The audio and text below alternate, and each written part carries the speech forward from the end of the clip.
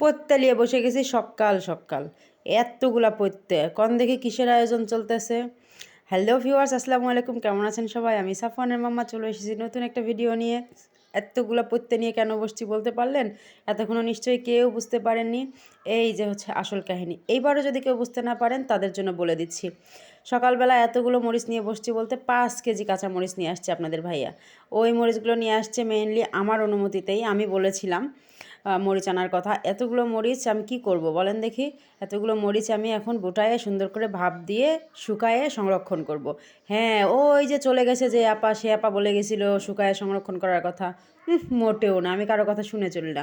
বহু বছর ধরে আমার মাকে দেখে আসছি এভাবে সংরক্ষণ করতে। যখন মরিচের দাম কম থাকে তখন আমার মা এভাবে সংরক্ষণ করে রাখে। আমার নানি করতো, আমার মা করে, এখন আমি করি, এই তো। আর সে মোটামুটি অনেক বাজার নিয়ে আসছে, একদম মাসের বাজার করছে বলা যায়। আর এগুলো দেখতে পাচ্ছেন, এগুলো হচ্ছে আলুর শাক। আলুর শাকগুলো আমার আপুর বাসা থেকে আসছে। তো রাতের বেলা সে বাজার করে নিয়ে আসছে, সেই বাজারগুলো তো এখন আমাকে সকালবেলা গোছাতেই হবে। তাই কোমর বেঁধে লেগে পড়েছি এখন সকালবেলা বাজার গোছানোর কাজে। আর মরিচগুলো বুটায়ে ভাপ দিতে দিছি। এখন ভাপ দেওয়া হলে সেগুলো রোদ ওঠার আগেই ছাদে দিয়ে আসবো, কারণ প্রথম রোদটা যদি করা না হয় তাহলে মরিচ নষ্ট হয়ে যাওয়ার সম্ভাবনা বেশি থাকে। আর আজকে যেহেতু খুব সুন্দর রোদ উঠেছে এই জন্য দিলাম। আর এই যে আরও অনেক বাজার আছে, সেগুলো আস্তে আস্তে গুছিয়ে নেই। এবারও কিন্তু আমি মাসকলাইয়ের ডাল নিয়ে আসাইছি, এটা দিয়ে আমি আবারও বড়ি দিতে চাই। আর হ্যাঁ, দিনটা অবশ্যই শুক্রবার ছিল, কারণ শুক্রবার ছাড়া এত কাজের ঝামেলা নিয়ে আমার পক্ষে সম্ভব হয় না। তো শুক্রবার দিন সকাল ধরেই আমি কাজ করেই চলছি। আর তারা বাবা ছেলে অলরেডি নামাজেও চলে গেল। দেখেন আমার কাজ সারতে সাথে দুপুর হয়ে গেছে। এরপরে একটু রান্নার আয়োজনে আসলাম। তো আমি সব কিছু রেডি করে নিছি, মশলা টশলা সব করে ফেলছি। আর তখন আপনাদের ভাইয়া এসে বলতেছে, দাও আমি তোমাকে রান্নায় হেল্প করি। তো ব্যাস, সে নামাজ পড়ে এসে এখন রান্নায় হেল্প করতেছে। সে তো মোটামুটি মাংস রান্নাতে খুবই পটু। আর আজকে অবশ্য মাংস রান্না হচ্ছে না, আজকে রান্না হচ্ছে কলিজা। কলিজা রান্না হবে বুটের ডাল দিয়ে। আর এই যে বিরিয়ানিগুলো দেখতে পাচ্ছেন, এগুলো বাবা ছেলে নামাজ পড়ে আসার সময় তবারক নিয়ে আসছে মসজিদ থেকে। আমার এক ফ্রেন্ডের বাবা মারা গেছে, তার মিলাদের তবারক এটা। তো দুই বাবা ছেলে 2 প্যাকেট নিছে। আর আমার আব্বুও মসজিদে ছিলেন, তো ওনার ভাগটা আমার ছেলেকে দিয়ে দিছে। আমার ছেলে তো মিলাদ খুব পছন্দ করে, সে মিলাদ পেলে বাসায় এসেই সাথে সাথে বসে পড়ে যায় আর পেট ভরে খেয়ে নেয় মাশাল্লাহ। আর এই যে আপনাদের ভাইয়া এখন কাজ করছে, সে মূলত সব কিছু রেডি করে প্রেসারে দিয়ে দিবে। তারপরে প্রেসার কুকারে ভালো মতো রান্না করে নিয়ে তারপরে ডালের সাথে মিক্স করে কষাবে।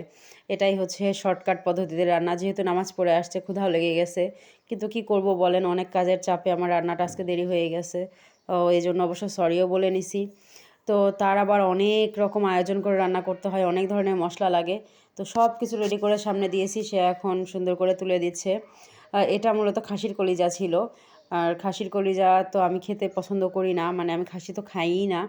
তো এই জন্য সে করতেছে, করুক সে তার মতো করে। আর একটা কথা বলি, আমি কোথাও কখনো খাসি খাই না, শুধুমাত্র আমার বরের হাতের খাসি রান্নাটা আমি খাই। কারণ ওর রান্নাটা একেবারে কোনো রকম ব্যাড স্মেল থাকে না, আর খুবই মজা লাগে।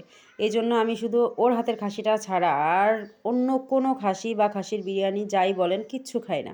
আর প্রতি শুক্রবারে আমাদের একটা বাইরে যাওয়ার প্যারা থাকে, মানে মনের মধ্যে ইচ্ছা থাকে যে একটু বাইরে যাব।